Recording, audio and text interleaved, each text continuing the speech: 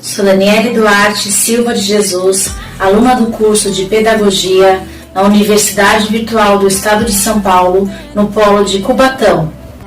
Olá, meu nome é Jéssica de Pontes, sou aluna do curso de Licenciatura de Pedagogia da Univesp, do Polo de Porto Feliz.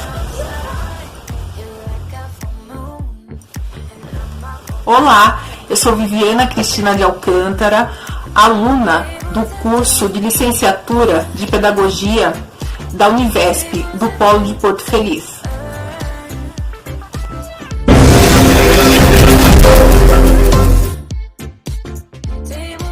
A escolha do nosso tema se dá devido à importância da necessidade de medidas mais efetivas na inclusão da criança com deficiência auditiva. O que vemos que as crianças são inseridas na sala de aula, inserida na escola, mas ela não é incluída. Às vezes até se sente excluída, porque apenas o intérprete vai auxiliá-la nas atividades.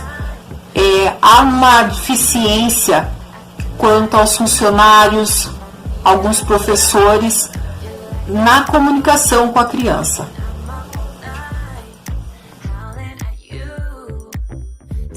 Muitos procuram ter uma segunda língua, pouco se vê a procura por um curso de Libras, sendo que facilitaria muito a comunicação com os deficientes auditivos, e se essa fosse inserida no currículo escolar, inicialmente nos primeiros anos das crianças, seria muito importante para o desenvolvimento das mesmas, a socialização. Desta forma, os colegas de classe compreenderiam a realidade do deficiente auditivo e, com isso, teria menos desigualdade e discriminação na sala de aula.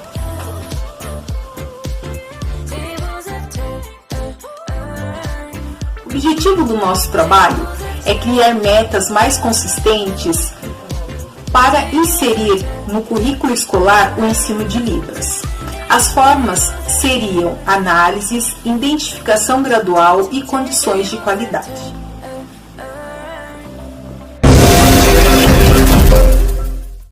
Existem muitos desafios quando se trata ao portador de deficiência auditiva. Eles passaram por longos processos dolorosos até conseguir ocupar um espaço digno na sociedade.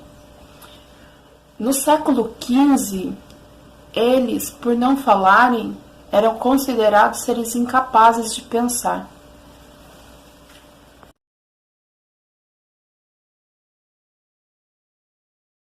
Além de eles serem considerados incapazes de pensar, eles eram considerados incapazes de evoluir intelectualmente perante a sociedade. Mas Vygotsky fala que o deficiente auditivo, ele só não tem a percepção auditiva, ele não tem problema nenhum intelectual.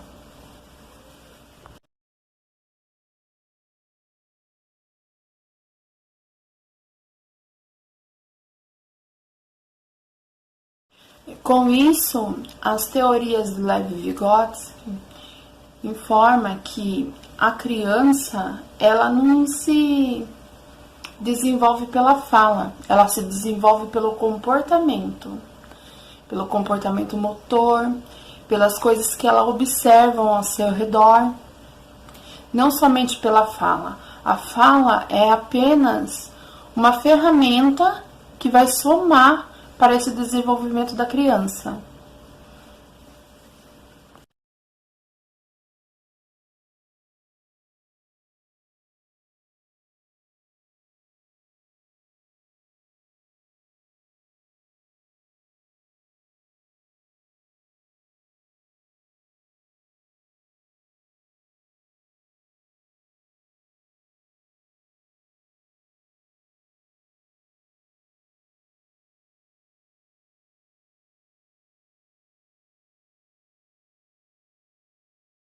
Então, os gestos, as mímicas, os comportamentos sociais, culturais, como a gente pode observar bastante que a criança, ela adquire a cultura no qual ela está inserida.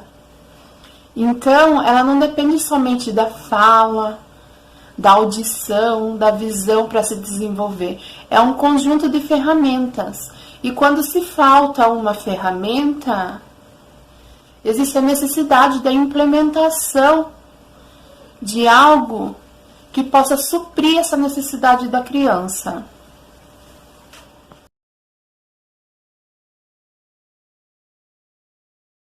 Assim, começa a iniciar o ensino de Libras no Brasil. A Libras é uma linguagem brasileira de sinais, certo? Ela se modifica perante o mundo, cada país tem a sua modificação quanto a Libras, como a língua portuguesa, a língua espanhola, não é diferente. Aí, Pedro Ponce de León foi o primeiro, ele é espanhol, ele foi o primeiro a implementar a Libras no Brasil, para ajudar os surdos, na época, a se comunicarem entre si. Essa prática da Libras, ela foi se modificando, foi se reajustando, a sua estética foi melhorando conforme os anos.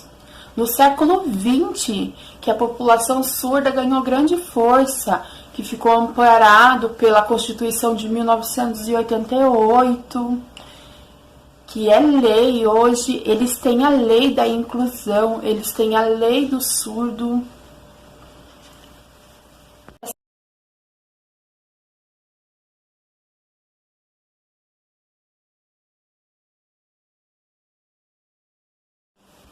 Em 2002,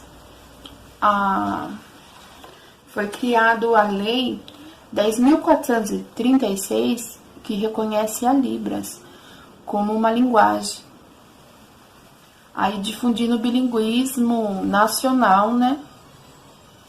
Que muitas das vezes ele não é implementado de forma correta em escola regular, que o deficiente auditivo tem direito à vaga em escola regular, podendo ele estar matriculado nas duas escolas, tanto na educação especial quanto na regular, com direito ao apoio do intérprete de Libras, mas isso faz com que a criança não tenha autonomia, não saiba impor, expor pensamentos, não saiba se relacionar socialmente com as demais crianças, porque ele está sempre mediado pelo intérprete, ele está sempre sendo direcionado por tarefas que ele não reconhece, por condições de linguagem que não faz parte do espaço dele.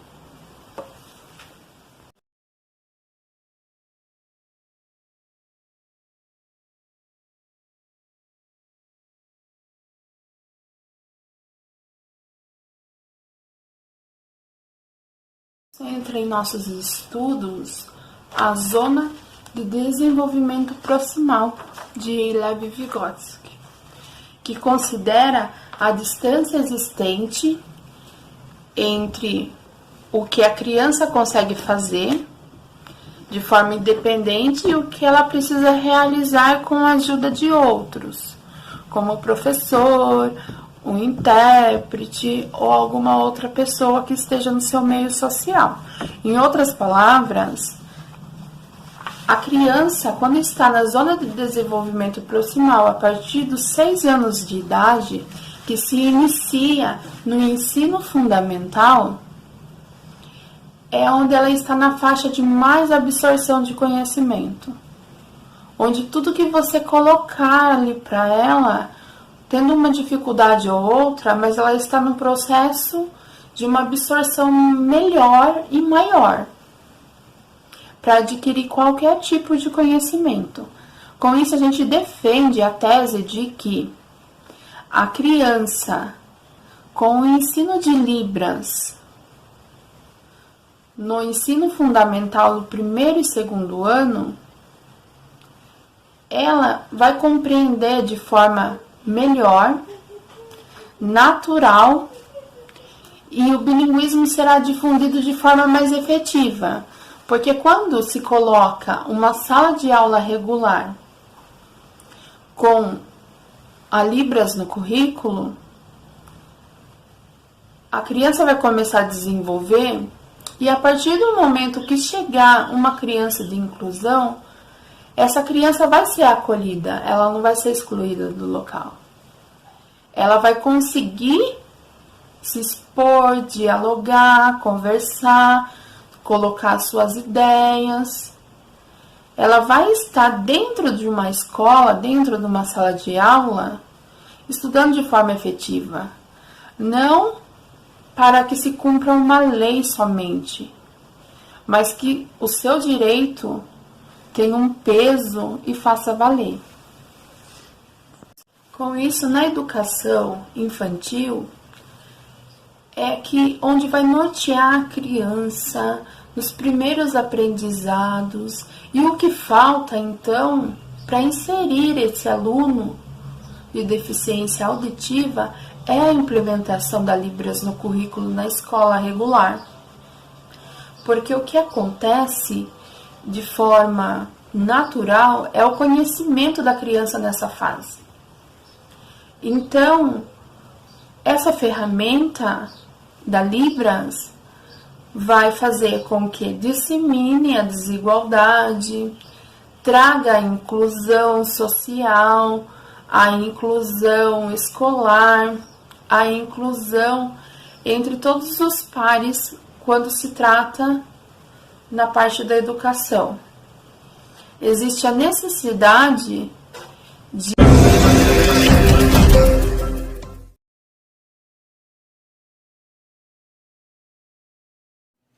Ao final do nosso trabalho, consideramos os avanços que já foram realizados em relação à implementação de Libras dentro do ambiente escolar e ressaltamos a importância dele, dessa inserção de Libras nos anos iniciais do ensino fundamental, principalmente na questão da alfabetização, para uma melhor alfabetização e o aluno de deficiência auditiva seja realmente inserido dentro do ambiente escolar, em relação tanto à parte pedagógica quanto à relação interpessoal com outros alunos e também com os funcionários da escola. Consideramos que seja pertinente o preparo tanto dos professores quanto dos funcionários em relação a essas crianças, a seu acolhimento verdadeiro, pois quando a criança chega na escola, ela não tem um real acolhimento, pois os funcionários não estão aptos à língua de Libras e fica sempre vinculado ao intérprete, junto ao professor e junto aos seus colegas. Então, isso dificulta o relacionamento deste aluno dentro da escola, dentro do próprio ambiente familiar, né?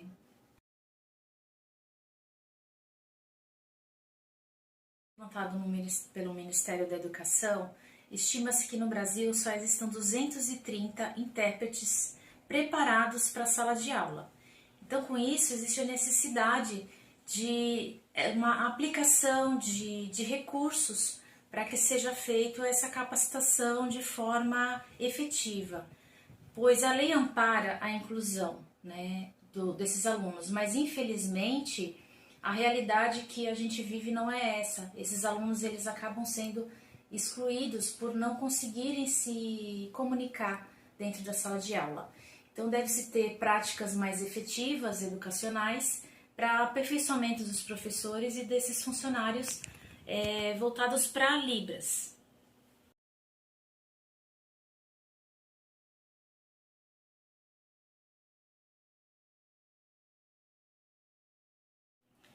Segundo a fala do nosso entrevistado Martins, que se encontra no anexo 1, ele diz que o aluno está inserido na escola regular, mas a escola regular ela acaba não fazendo nenhum esforço para ser inserida na cultura surda, pois ele destaca também a deficiência existente nessa lei, porque há necessidade da implementação dessa disciplina de Libras logo nos ensinos iniciais, pois deixa com que o aluno seja inserido completamente, né?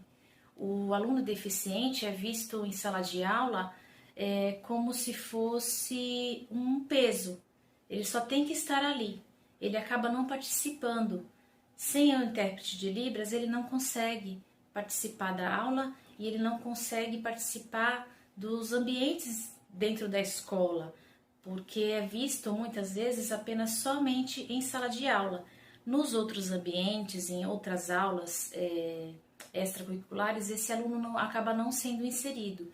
Então, por isso a importância dessas práticas pedagógicas em relação à língua de Libras, esse ensino a todos os funcionários, todos os profissionais da educação, para realmente estar inserido esse aluno dentro da sala de aula.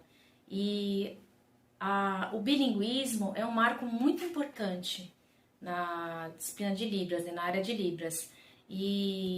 Porém, tem que ser melhor avaliado, tem que ser inserido realmente em todas as escolas, desde os anos iniciais.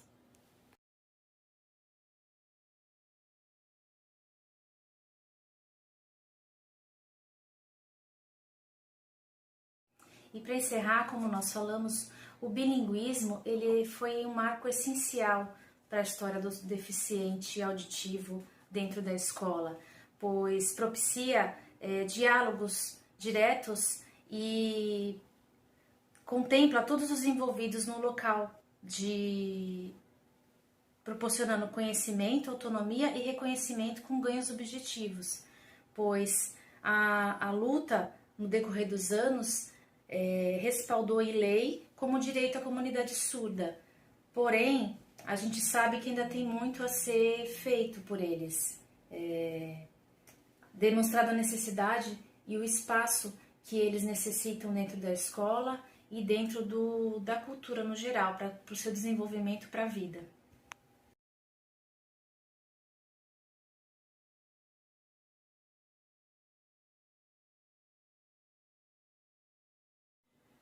Porém, sabemos que existe um percurso até chegar a essa implementação dentro da escola, para que o aluno não fique dependente de um responsável somente para que ele se comunique, né? Então, a escola depende do financiamento do poder público para que seja feita a capacitação, tanto dos professores quanto dos funcionários, para que isso envolva toda a escola, todo o âmbito escolar em relação à criança com deficiência auditiva. E sabemos também que existem vários tipos de deficiência auditiva, então devem-se ter várias ferramentas e vários materiais pedagógicos para que isso seja feito da melhor maneira possível, para que esse aluno se sinta totalmente inserido no ambiente escolar e se sinta à vontade, tanto na parte pedagógica, como, por exemplo, nas brincadeiras na hora do intervalo, que esse aluno normalmente fica de fora, porque ele não tem alguém para estar ao seu lado comunicando através dele, pois as outras crianças não os entendem. Mesmo com as mímicas, às vezes o diálogo fica comprometido.